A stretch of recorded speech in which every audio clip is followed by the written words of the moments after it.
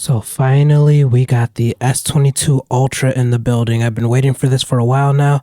I'm not going to hold you any longer. Let's get this unboxed. I'm about to be on. Been on this mission since I first left home. Packed up my bags like I'm grown. Told myself to show myself to do no wrongs.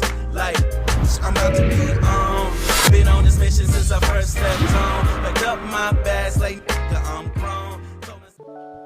So I am super excited about this device. I will be replacing my Google Pixel 6 Pro with this device most likely. Really excited to compare this to my Pixel 6 Pro. I'm also excited because this is Samsung's first Note device in a while. It's called the S22 Ultra, but it's basically a Note because it does come with the S Pen and it does have like that boxy Note design. I really hope Samsung keeps doing that with the S Ultra series down the road. So this will actually be my first Samsung device as well. A lot of people consider One UI the best software for Android in general, and I'm really curious to see what that's like. I heard it's packed with a ton of features, and I have not gotten to get my hands on it, so I'm ready to get into it. So let's get this unboxed.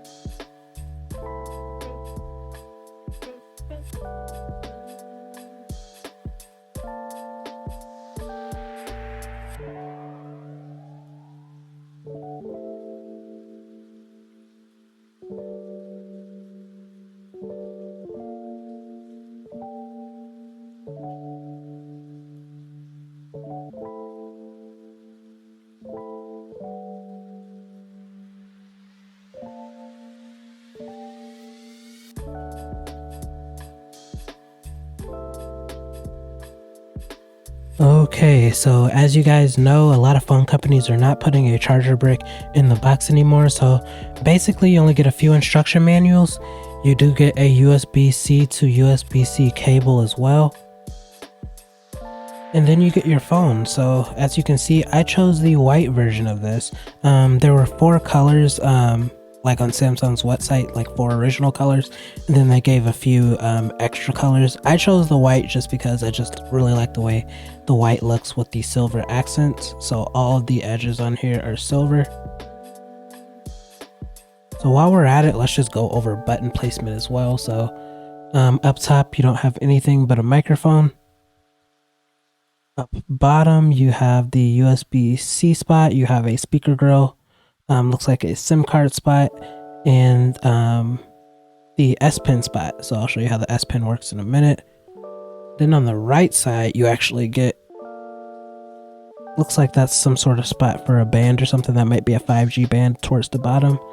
And then towards the middle, you get your power button, and then up top, you get your volume rockers, the up and down volume rocker. So the design of this device is actually really nice in my opinion. I'm really feeling the design.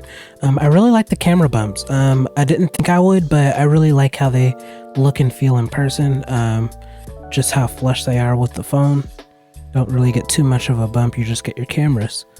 And the back does feel really nice. This is definitely like the best feeling phone that I've had personally. I have not had a matte glass backed phone yet. The Pixel 6 Pro has like a glossy back. I'll pull that up in a minute so we can compare the size, but it does feel really nice to hold in the hand and feel the back of this phone with that matte finish. And again, I have the white version. I think the white looks super good. In terms of weight, this does feel like really hefty to hold, definitely heavier than my Pixel 6 Pro. So I definitely want to compare it in size to the Pixel 6 Pro. The Pixel 6 Pro is 6.78 inches, the screen anyway, and then the screen on the Galaxy S22 Ultra is 6.8 inches. So in terms of height, they're like around the exact same size, both really big phones, but the Galaxy S22 Ultra is wider, and in my opinion, I don't know if it's just a weight distribution thing or what. I haven't looked up the weight of these devices, but it does feel heavier on the S22 Ultra. So the last thing that I want to cover on the design and build quality is probably like one of the biggest selling points of this device is the S Pen. So as you can see, you could just take it out by pushing it in. Just like a button, you press it to let it go and then you press it to put it back in there. works pretty much every time. It feels very durable, doesn't feel like really loose or anything. Just feels really nice. Really excited to see what features that S Pen has. Again, I've never really used a Galaxy device, so just super curious about that. Okay, so right now I'm just going through the smart switch process. I did all of my setup, put all of my email information in, and I was able to sync my Google account to the Samsung account, so I was able to get into the phone perfectly fine. One of the first settings I wanted to play with was the display, because a lot of people know Samsung does have the best displays of any smartphone manufacturer in the game right now, so I just wanted to make sure that my quality was at its highest, and out of the box it is not, so I just went down to screen resolution, and by default it's at 1080p. Definitely want to be on WQHD plus or 1440, and we're gonna apply that.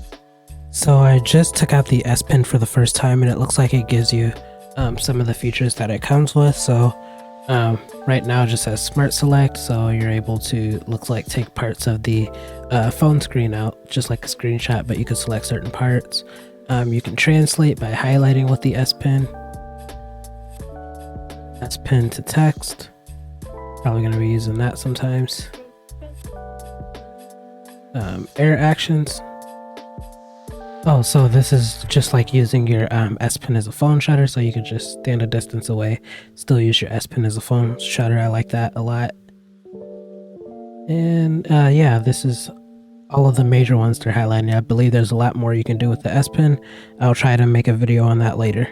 So I'm just going to go over a few more things on the UI and wrap up this video. So some things I noticed, out of the box it actually had the swipe gestures turned on. So usually I thought Samsung had like the 3 buttons at the bottom by default, like out of the box, but looks like it does have swipe gestures, and the animations look really good. And then another thing that I love is that by default, Google Feed is to the left of the screen. This is something I use absolutely every day to get the latest tech news or just ideas for the channel or anything. I am always swiping through my Google Feed. One of my favorite things about Android, and Samsung does have it on by default.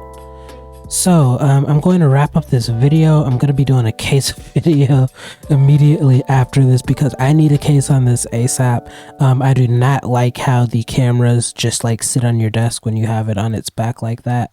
So yeah, I definitely need to get some protection on this because glass breaks. So yeah, if you have any questions about the S22 Ultra, feel free to leave them in the comments. I will be doing some follow-up videos, lots of case videos. A lot of companies reached out to me to review their cases, so I'll be doing a ton of those. So yeah, I hope you guys enjoy your day, and thanks for watching this video.